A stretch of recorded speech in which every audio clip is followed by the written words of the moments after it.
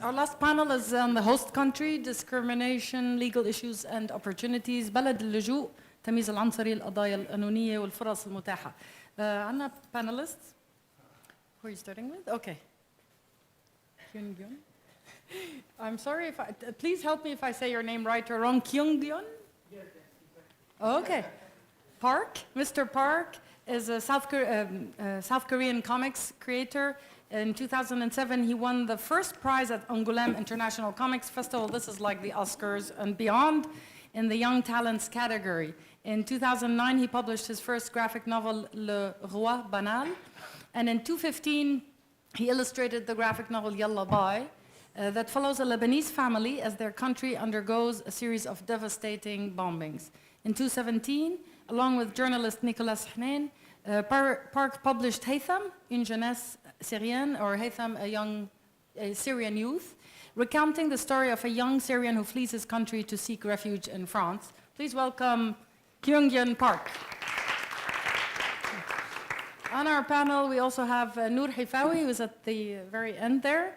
She's an illustrator and comics artist based in Beirut. She's editor and coordinator of Tushfish Publishing House, and she aims to promote comics and cartoons. She is a board member of the Samandal Association and co-founder of Ziz Collective. Please welcome Noor. Noor Hifawi's work was featured a lot in Mir Al-Mir's talk and many of the other talks, so if you recognize the work, you've just seen part of it as other people's lectures. Mr. Yazan As-Saadi is here. There he is. He's a Syrian-Canadian writer and researcher. He previously worked as a journalist in the humanitarian field. His work covers a wide breadth of topics on the West Asian and North African region, from pop culture to politics. Thank you, Yazan, for being here. Can we welcome Yazan? Who am I going for? Okay. Okay. Rawand Isa is there. She's my co-curator for the exhibition, so welcome back, Rawand. She abandoned me for a while. Rawand is a Lebanese comics artist. Her work focuses on documentation and is inspired by her daily life struggles and the society in which she lives. She has since published Mish Min al-Marrikh, Not from Mars, 22 August and Asiya, as well as A Chicken's Diary. Welcome to Rawand. Rawand, just one second. Rawand was also on our panel last year as part of activism in comics, because she didn't mention, but she's also an activist. And we have Diala Brisley, oh my God, sorry, who's we just had before, but for anybody joining us now, she's a Syrian visual artist focusing on the educational situation of Syrian kids. She started her own initiative making murals in the refugee camps to support alternative education centers. So please welcome all of the panelists, and George Khouri Jad will be moderating.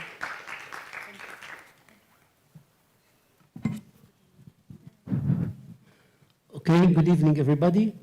I had a thought before starting, or maybe it could be a good start with Noor Hifawi, because since we are we are equally gendered here, so for this panel.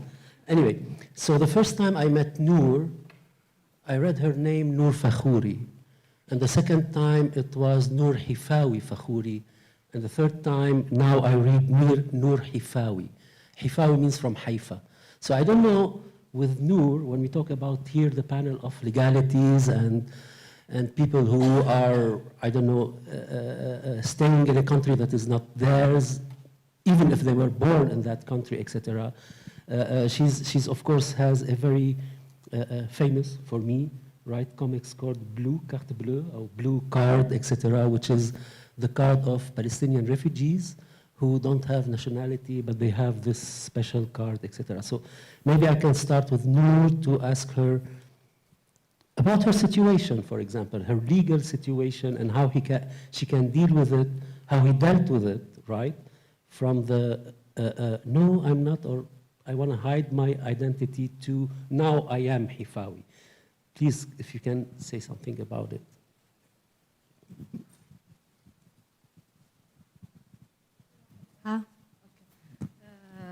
So first, Actually, I first identified myself as Noor Hifawi, and I grew up as Noor Hifawi, but like 4 years ago, I got the Lebanese nationality, and I became Noor Fakhouri, since Hifawi was just a la'ab given to me, given to my family since they moved from Haifa to Yafa, so they were called the Haifawiya. And it stayed here till they came back to Lebanon, and it was my family name. But when I got the Lebanese nationality, I became Fakhouri, and I didn't really understand someone's calling someone. Okay. I couldn't really accept it in a way, though my whole family became Fakhouri. My brother, my sister, and my parents always used to present themselves as with Fakhouri, and I tried really hard to explain to my mom that you can't introduce yourself as you get Fakhouri while I'm Noor Hifawi. And now, and I grew up in a family. My dad was raised in Lebanon. He was born in Lebanon, and though he couldn't get the nationality unless in a not very political correct way, and he couldn't give it to us. So after years, I got it, and I couldn't really see the difference now. You know, yeah, I have the pink card, as I describe in my major's bachelor's project. It was the project was called Blue Card because I had the blue card, and it always made me feel a bit different since I have a blue card and all my friends at school had the pink card. And I was raised in a family in which I had to hide my identity. Since I was living in a very Christian Lebanese community, and none of my friends were aware that I was Palestinian till a very older age. Let's say I was 16. The first time someone heard me saying that I was Palestinian because of stuff about university papers, and they were shocked. And ever since, I decided to really just accept it and assume it and live it, though I don't really see the difference between Lebanese and Palestinian, with all my respect to everyone. I was raised here, I know the history of Lebanon, so with this Lebanese nationality, really nothing changed to me. Just maybe I don't have like a laissez-passer now, I have like a real passport, that's it. So you adjusted only legally. It doesn't matter about you. We are proud that you are Lebanese now. Doesn't really make a difference. To be before, yeah. Anyway, so with the other situation was Mr. Pak, who is South Korean, living in France, working comics related to Middle Eastern, let's say, issues like Haytham, right? The Haytham, before it also you worked on Yalla Bye with Joseph Saifuddin about the war in 2006. What struck me, and of course before it also you did two with Joseph, right? Yeah. About Monsieur Coucou. It's also about about a Lebanese guy who his father was assassinated for political reasons. He left. He renegade his Lebanese origin. He built up a new life in France, right? And the mother of his wife has cancer, terminally ill, etc. She begged him to go back to Beirut to get her a remedy from the mountain. And at the same time, his family was trying always to contact him to come back to solve some issues, etc. And he used to refuse that. So he went to Lebanon, and there, while he was there, he reconnected with his Lebanese origin, because in France he changed his name, everything. And at the same time, his belle-mère, mother-in-law, died, and the last scene was him, right, saying the Quran on the grave of his father. So he reconnect with the identity. So how And looking at the, of course, looking at the books, what is striking is that he, the first time I saw them, really I was a little bit amazed by how he could capture the Middle Eastern, let's say the Syrian or the Lebanese or whatever features, the souks, not only the features, also the architecture, etc., and so on. Can you tell us a little bit about all this mixed up things and how you came up with your visual identity, let's say? Est-ce que je peux vous répondre en français? Ah oui, oui. Ok. J'essaierai de traduire. Alors, en fait, en Corée, les pays du Moyen-Orient sont assez mal connus, assez peu connus, et il y a beaucoup de malcompréhension sur ce pays, je crois. Donc, je crois que je suis une des premières personnes qui s'intéressent à ces régions-là. Et en fait, quand je regarde les journaux français, il y a des malcompréhensions sur mon pays. Oui, voilà. Donc, forcément, les informations que j'ai à travers des journaux français seront différentes de la réalité. Et donc, je voudrais connaître la vraie situation d'un pays à travers la bouche des gens qui viennent de ce pays-là. So he came from South Korea. Of course, in Korea, knowing about the Middle East or our culture, etc., is almost inexistent. So it's just when he moved to France that through the French newspapers, the French media, etc., that he has this knowledge that is also given through the eye of the French media, etc. And then he wanted really to know himself how the situation is in the Middle East. Il y a encore d'autres raisons, mais est-ce que je peux parler un peu plus? Oui, oui. Parce qu'en fait, quand j'étais gamin, je pratiquais la calligraphie chinoise à 21h. Et donc, mon père m'a appris ça.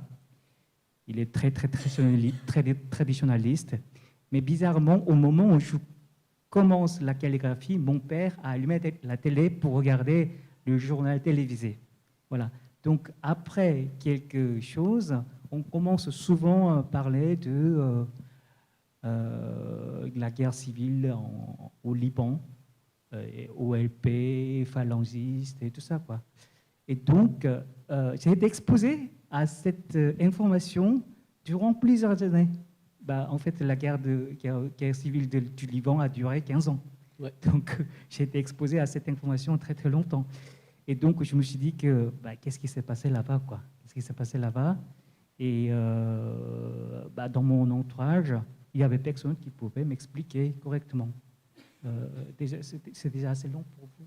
Oui, oui. So, when he was young, he was fond with the Chinese calligraphy, and he used to do some Chinese calligraphy. And when he went to France as a young kid, so in the news, of course, Lebanon was one of the major news in the French medias, etc., because of the civil war that happened to Pardon, mais stay je parle de journaux télévisés coréens quand j'étais gamin.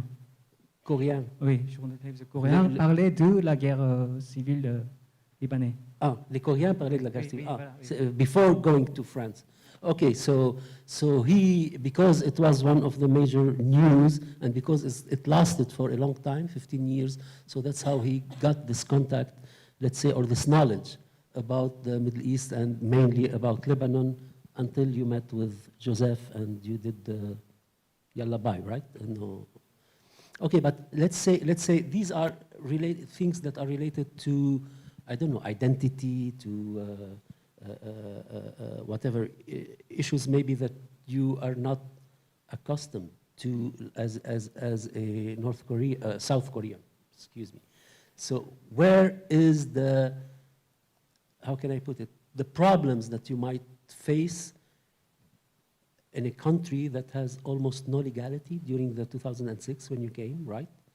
And if you want to go back to our to our legal and whatever, Désolé, etc. So, je ne crois pas avoir bien compris votre question, je suis désolé.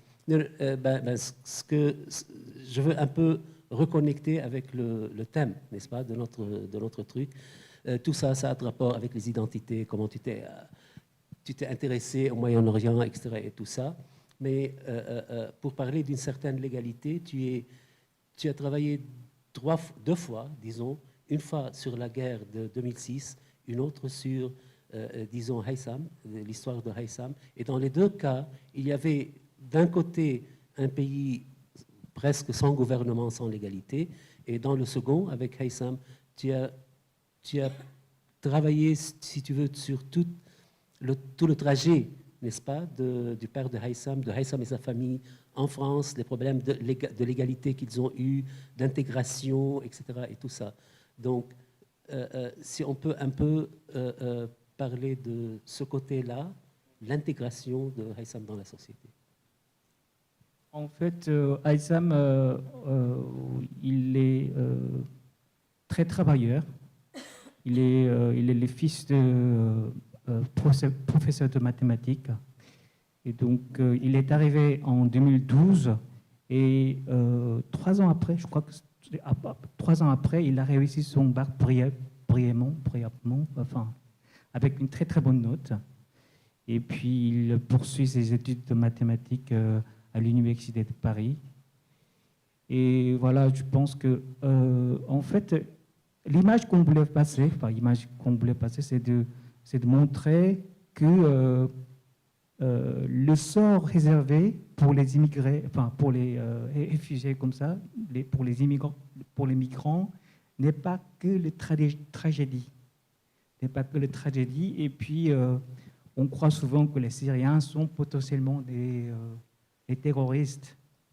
Mais on oublie souvent que c'était à cause de la révolte. Ça commençait par la révolte contre les dictateurs. Donc voilà, donc on voudrait passer un message, moi et nous trois auteurs, on voudrait passer un message optimiste. Voilà, sur le. So Haytham's story is, I think, one or the unique success story of integration of an immigrant from the Syrian war into France. So the main or the aim of the book for the three parties who worked on it, there's the father, the main, right, the character who is one of the opposition, right, to the regime who fled Syria to France, and then his kid and his family followed him, and they wanted to show to what extent the integration of or the image of the immigrant is not always a bad image. They are not terrorists. They can, and it is a real story, by the way. It's not a fiction, right? And no, so this guy, he went to a country that he doesn't know the language, so he learned the language, he succeeded, and he was one of the successful students, even in French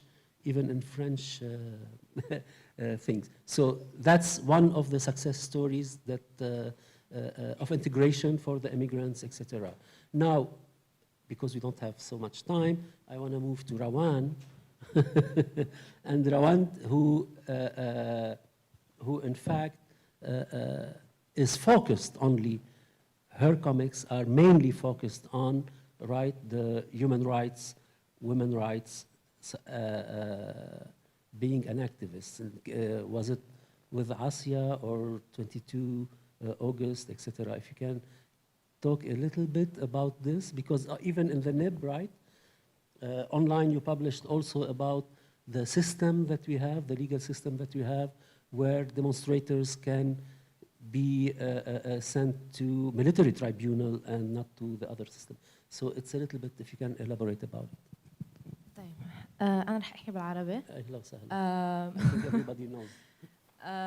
أوكي أنا ما بحب ينحط علي الليبل إنه أنا بس أو إنه أنا أكتيفست كرمال هيك لينا بدها تحطها إنه هي أكتيفست. أنا بشتغل على القضايا اللي هي بتمسني بشكل شخصي. أنا شخص عايش بهذا البلد عم يتأثر من كل هيدي القضايا. وانا كشخص عم يتاثر فيهم، عم اشتغل عنهم يعني.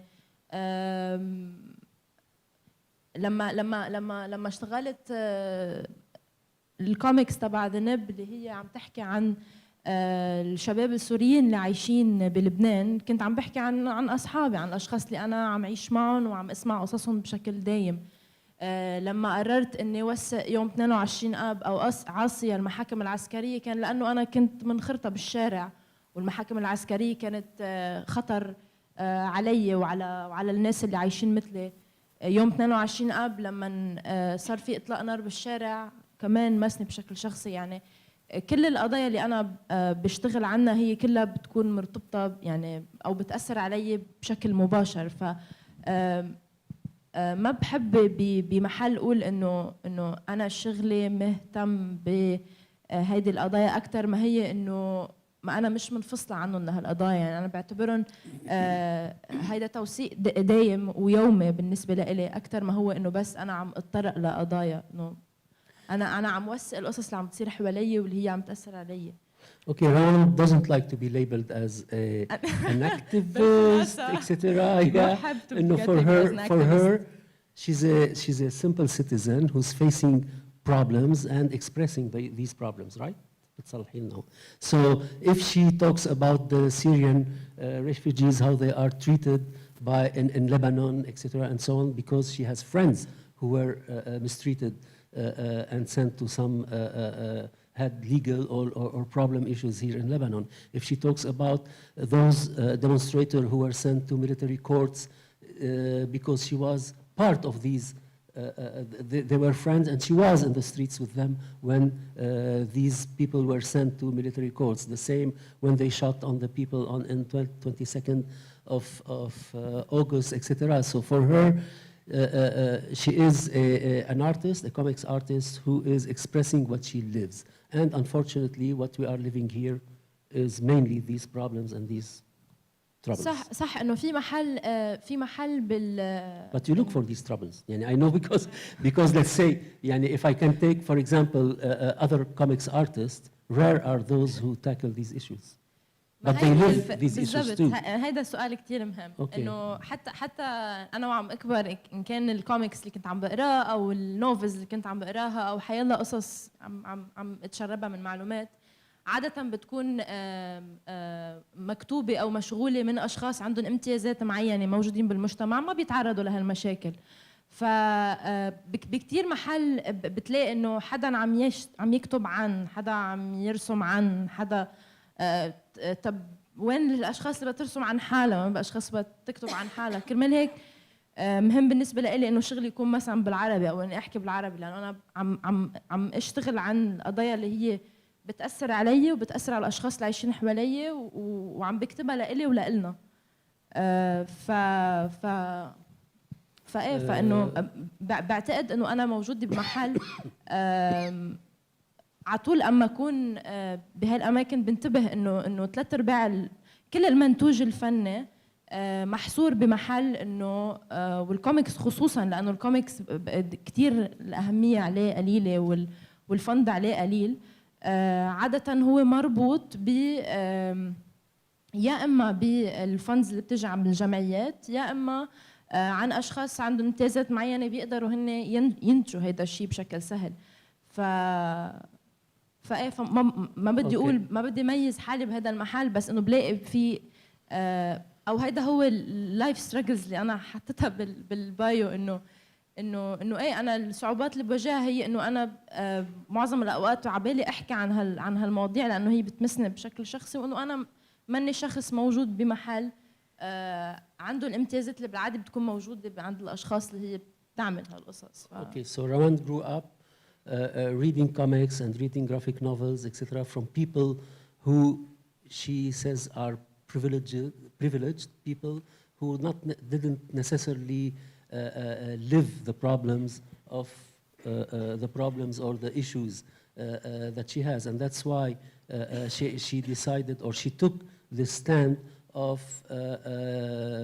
because she comes from a different background. Let's say she took the stand of talking about her experiences, and also she decided to make it in Arabic because for her comics should be related to the local, let's say, right, environment that she, not only environment, the life or the experience that she's living in that sense, right?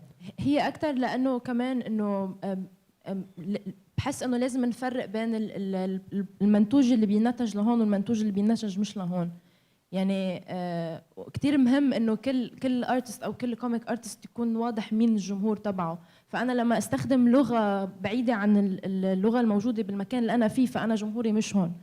حتى لو قلت انه انا لبنانيه، اذا هي مش عم تستخدم نفس اللغه اللي انا موجوده وانا مش عم اشتغل لهون. فبس يكون الواضح لكل شخص عم يشتغل، يكون عارف مين جمهوره، ويكون عارف هو عن جد شو هو التأثير اللي بده يعمله المكان، وليش أصلاً عم بيوثق أو ليش أصلاً عم يعمل هذا المنتوج.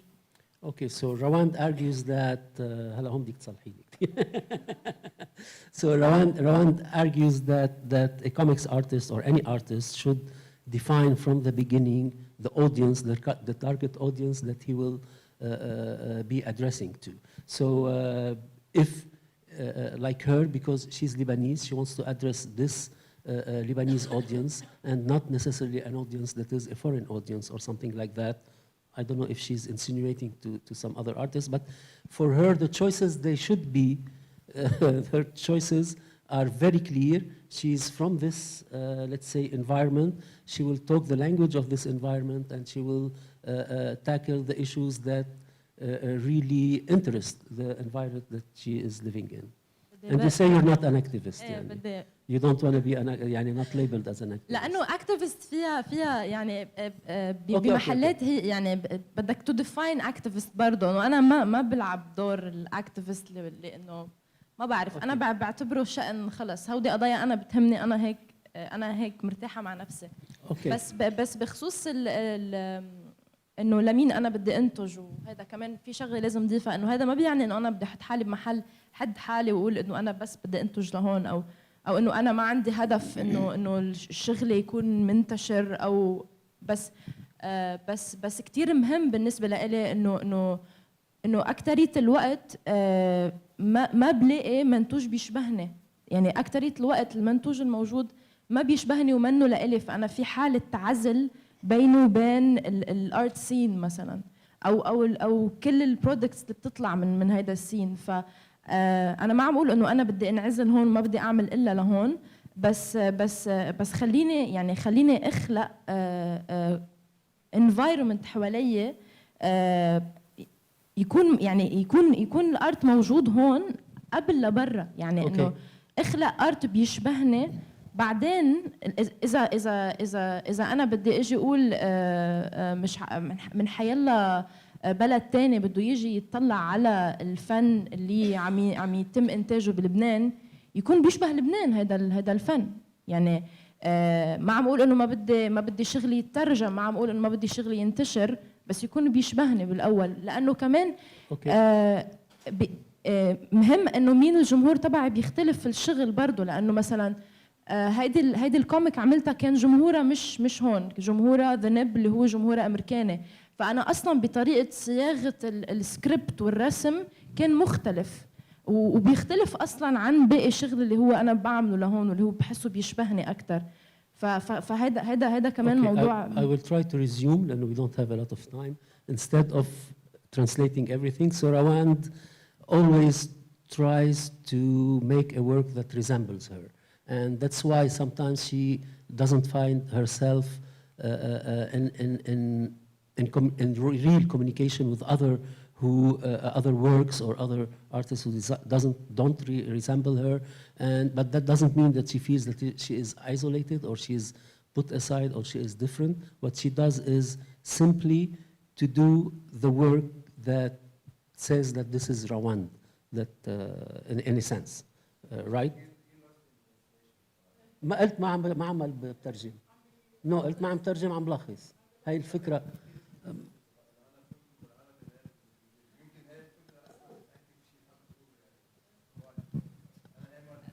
طيب اوكي هلا بعتقد بنرجع اذا هو فيك ترجع. غلط بقدر انا اصلح له. ما انا ناطره انا ناطره انه اذا في شيء تصلح، يعني وقفت على هاي الفكره anyway. بس بعدين النقاش مفتوح. طيب يزن كمان، يزن يلي كاتب وصحافي ومش رسام ولكن كمان فتت على عالم بفتكر الان جي اوز اكسترا وله علاقه، سو اذا بتحكي شوي عن تجربتك. Sure. To give you a bit of an idea, مين أنا I'll speak in English to make it مين أنا. I always ask this question. I don't even have an answer, which touches on who's the audience, because I don't know what my voice is, so I tend to just write what I find interesting and hope everyone fits. So Anna, my background is that I was born in Kuwait. So I was already born in an environment that is completely different from my roots. My parents are both Syrian. And the experience of refugeehood, politics, news is always part of our lives, to the point where living in Kuwait in the 80s and 90s, the first Gulf War happened, so we found ourselves trapped outside of the country. We went back to Syria, and then we left Syria after the Gulf War. That whole experience with the Gulf War made my parents decide that we should get a Canadian passport. And as part of another journey I experienced, so I experienced the nature of immigration to a completely different environment from Kuwait or Syria. And then coming back to doing my education in Canada, and then studying a bit of international law in London. And then I found myself in journalism. Just to make a story short, it's because I couldn't find a job. And journalism is great to work in when you're unemployed. You don't have. Yeah, so I was in journalism for a while, and a lot of the work I would do especially had to deal with, obviously, politics and pop culture in our region. And the story of refugeehood, I find, is very essential to the DNA of our storytelling in the region, I mean. So I wrote a lot on that, and a lot of my research work would be involved in that. And obviously, when the uprisings happened in 2011, the work took more urgency, especially when it came to Syria. So I worked in journalism a lot, and I was, transparently, I was working with Al-Akhbar English, which was a very interesting experience for me as a young Syrian Canadian with different politics. And I found myself out of journalism, and that's how I found myself in the NGO sector. And the NGO sector, I also have to be honest, I hate NGOs. I find them very problematic, especially NGOs. And we touched that. There was a question last session about the NGOization of resistance, and I can confirm this is very true. NGOs or INGOs, by their very definition and how they were formed and how they were funded and how they're structured, isn't really revolutionary or radical. Most often than not, they hollow out radical politics, or they're very afraid of this. And this is very true, and I understand why. Because of who's funding them, how it was created, where it was created, what are the needs, and so forth. So you have this complete disconnect about what is the actual needs and solutions on the ground to what can be provided. So I'm also a huge comic fanatic, and for the past year and a half, I started going into writing comics. I think I'm a rare breed in this room, if not this region, in the sense of I don't draw. I am only a script writer. Everyone else around me writes and draws or just draws. And I wish I could draw. It would help a lot. It would lessen the costs of therapy, I think. But I started writing comics. So to touch into what we did here, this is drawn by Ghadi Ghusn, who is my constant collaborator. And the idea, yeah, he's awesome. And so we were asked to do this one-page comic. So the idea that I thought about was a joke. Now, if you read it, it's a 5-panel story. It's a very lame joke, and I did that on purpose because I find the whole situation is very absurdist, like a bad joke. And this is actually based on a true story. One of the things I did in 2015 with a few people was that we went to the refugee camps in the Ba'a, and we were trying to see the possibility of refugees organizing themselves. Now, this is a project that was fraught with challenges, obviously, especially on the question of, is organizing yourselves a political act? I don't shy away from answering, yes, it is, and it should be. Because the very nature of the problem is political, and there is no such thing as taking an apolitical stance, in my personal opinion. Because by taking an apolitical stance, you're by very nature taking a political stance. That's the irony here. So the idea, at least as when we saw, is that for the core issues for Syrian refugees, or most refugees, really touches on the idea of self-determination, right? It's about representation. With the Syrian case, if we're going to stick to that, Syrians as refugees and beyond do not truly have individuals or bodies that actually represents them. Neither the Syrian regime, clearly, because it's very totalitarian and dictatorial, nor the Syrian opposition, which is also very corrupt and serves its own personal interests. And I think this is very prevalent or very clear in Lebanon. For example, we know that the Syrian refugees exist. They are here.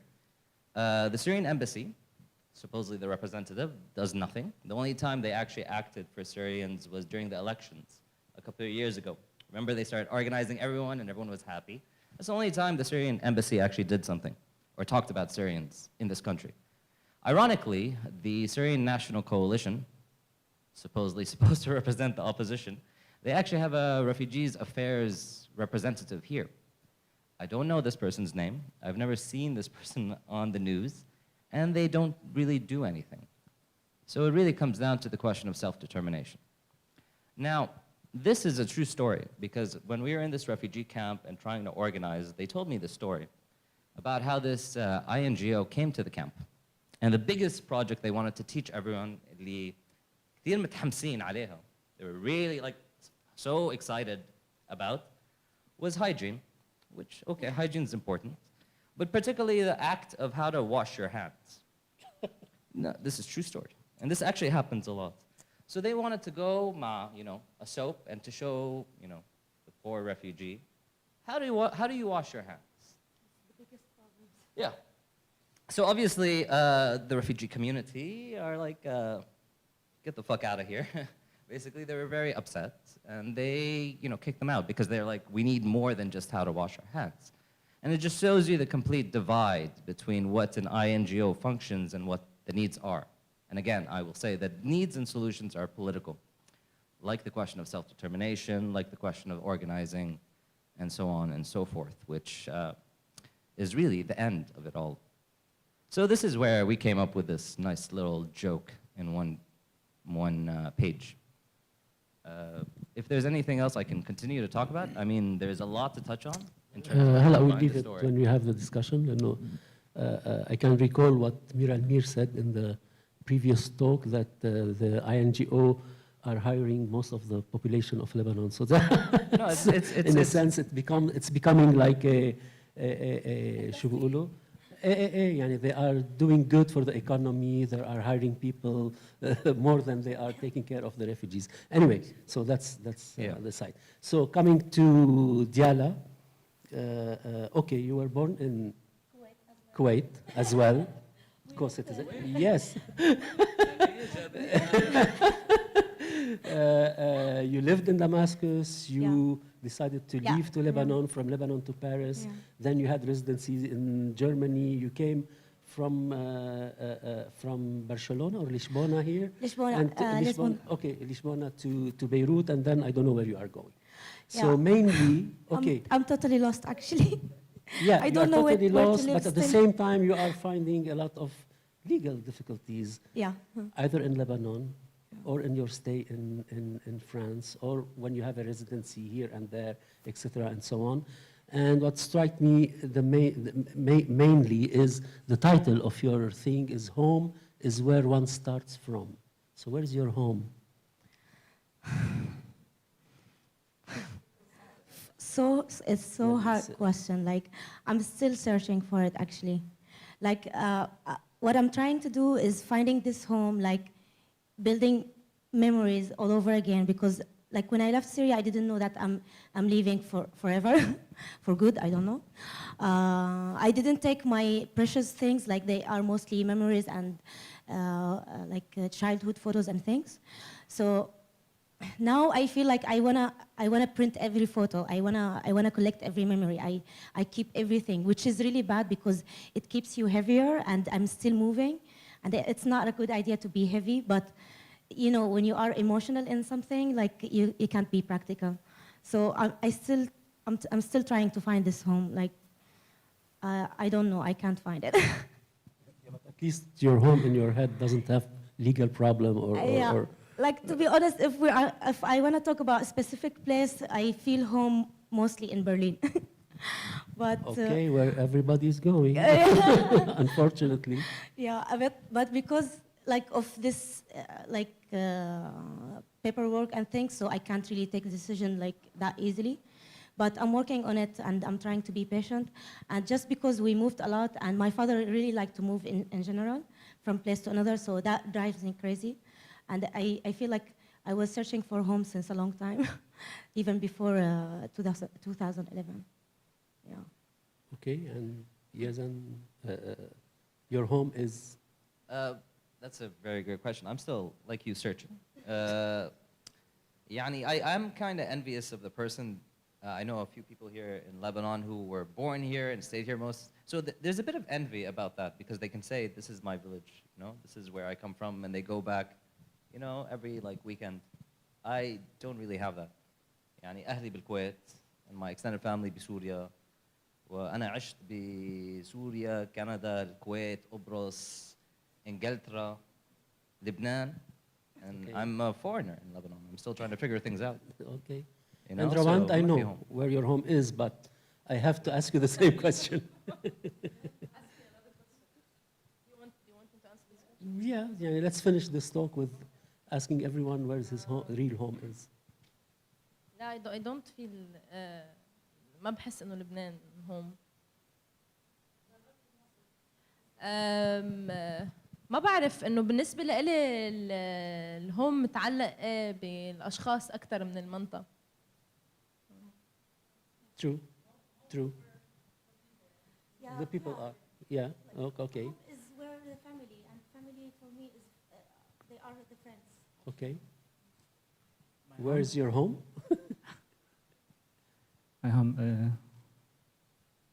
C'est une question difficile quand même. Eh ben, ما الحق عليها هي حطتها بعنوانها. So I tried to end it with Moi, je croyais que je suis une sorte de citoyen du monde. Et en fait, plus je vis en France, plus je ressens que je suis coréen. Parce que là, il y a beaucoup de trucs qui me font penser qu'il y a dans la société, même dans la société française assez ouverte, il y a des administrations et tout ça qui me fait me rendre compte que je suis coréen. Parce que même si je voudrais agir comme citoyen du monde, c'est dans un pays étranger, c'est quand même assez difficile. Okay, Pak considers himself a international universal citizen, but the more he lives in France, the more he feels that he's Korean, simply because the administrative work, etc., and so on, when he wants to deal with these issues, that's how they deal with him, right? No, in a sense. So, but your home is still the... Yes. Je vis en France. Je vis en France, mais tous les trucs administratifs, tout ça, qui me fait me rendre compte que je suis coréen, et puis je dois constamment poser la question, comprendre le monde en tant que coréen, et tout ça, c'est ça. Ouais. Okay, so we move to Noor, finally. Hifawi. I don't think I really care about home since, again, I was raised here and I never felt like that this is home, since I couldn't make any legal stuff because I don't have anything here. And I can't say that Palestine is my home because I've never been there, I've never lived there. So how can I call it home also? And I really don't care about home. It's just about people, and I think that's it.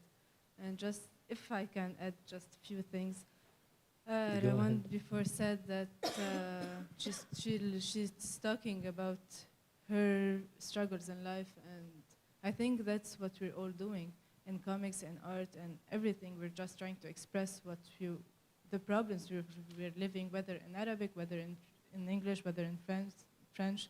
For example, Tracy Shahwan obviously can't at all write in Arabic, but I think she can really describes and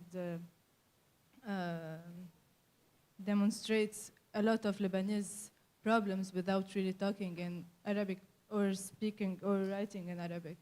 And I think it's the same for everyone. It doesn't really matter the language anymore in Lebanon, especially in Lebanon, since no one really talks Arabic all the time. You know, if you sit in a cafe, you'll hear the three languages all the time talked at the same time. Again, sorry. But I think we're all talking about our problems, our daily problems, and that's I think our problems, that you can't really go out from our problems. Even if you go out on fictional stories, we're also trying to express ourselves, I think. Okay, thank you, all of you.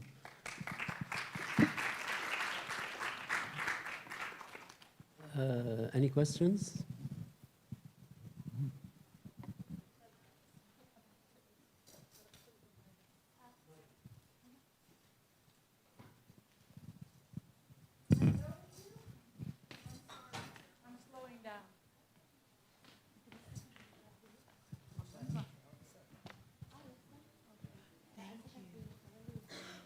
My question is for Rawand and for Yazan, because both of you were journalists before, and I'm very journalists, and I'm very curious how reporting has influenced your artistic expression, the way you tell stories. Especially Rawand, I was very taken by this idea that these stories are connected to you. They're you said about your friends or experience around you.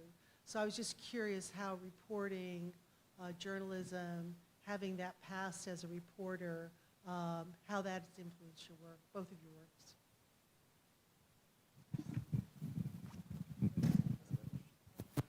works. It's actually the other way around. It's more of reading fiction and writing that influenced my journalism. So, because I never studied journalism, and I went in and I didn't really take myself seriously as a journalist. I just wanted to do interesting stories based on facts. And they were very odd stories that I would write. And from there, I mean, this is why I really like nonfiction comics. And I'm very much influenced by the likes of Joe Sacco. For example, he is the god of comic journalism. And I think what I noticed with Joe Sacco, and I've met him in person, sat down with him, and he's a very fine fellow that's a great drunk, is that he was very honest. He said it's not about, you know, trying to fit into this idea of journalism that is objectivity, because there is no such thing. It's just about presenting the truth, your experiences, as honestly as possible. And that's how I brought that's how I did my writing, literary journalism, and that's how I continued with the comic scripts I would write that are nonfiction. Where I'm just very honest. I put myself in the story, I show my biasness, I share the emotions I have, because I feel like there's an opportunity here to really connect with the reader, and to show the topics, whatever they are, through the paradigm that I'm experiencing them. And I always admit that I could be wrong. I don't think I'm infallible, right? So whatever I write down could be just a complete bag of air. But that's the type of writing I like to do, that's raw. So it's actually, journalism really, the only thing that journalism gave me was a platform, but it didn't really affect my writing, I would say. I'm going to add to him because, like, I agree with him.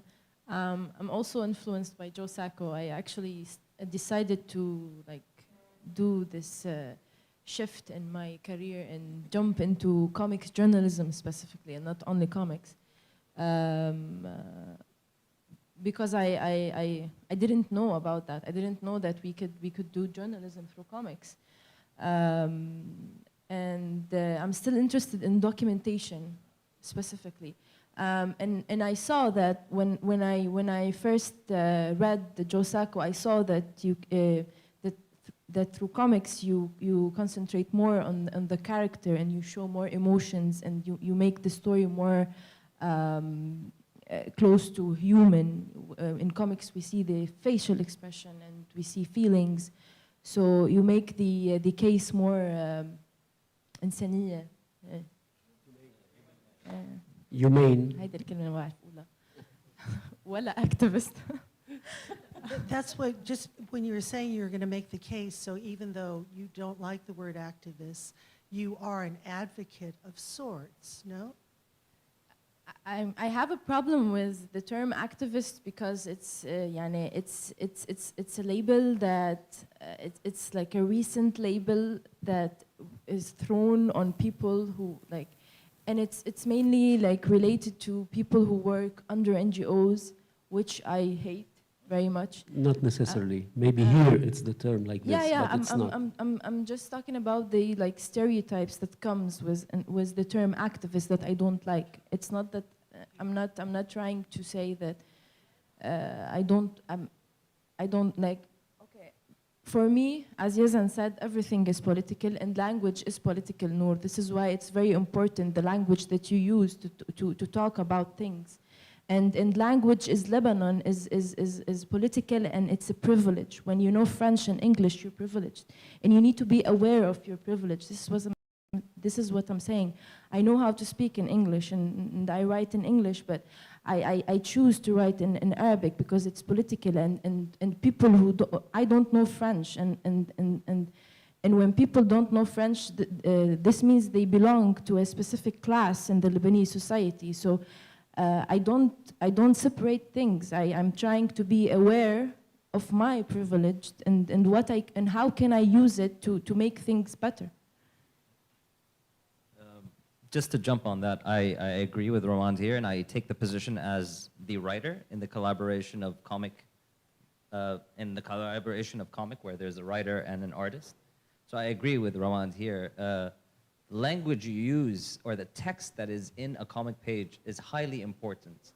I feel like sometimes that is forgotten, at least in this young industry we're trying to build here in the region, where how the caption is done and the way you're presenting the word and what language and which dialect, it matters. It really matters for the story, for the politics of the story and the context. So to simply, and even when you don't use text, right, that is a decision. It's an artistic decision, it's an emotional decision, it's a logical decision. So I feel like we should take texts a bit seriously in the comic format, and we're forgetting that for the art. And this happens a lot, whether in the recognition of how we talk about comic work. يعني في an award ceremony, which is very important, but there is no category for writer. Right, and I think that's because there are so many categories for writers and literary journal thing. But no one takes the comic writer seriously, and they should. We'll add that category. Okay. First of all, sorry, Rawan, if I called you activist, because activism. No. Activism for me is not the term that is really used here. It's someone who acts to change something, to change a system, or to change what is wrong. So here they put it under NGO, etc., and so on. So I'm sorry, because here everything is limited to our little minds. So thank you all for coming, and I hope you enjoyed the talk. Thank you. So much. Thank you, everybody, for joining us today. We hope to see you Monday for the opening of the exhibition at Beit Beirut. Thank you for being here and for all our guests and our visitors from abroad and from Lebanon and the artists. Thank you.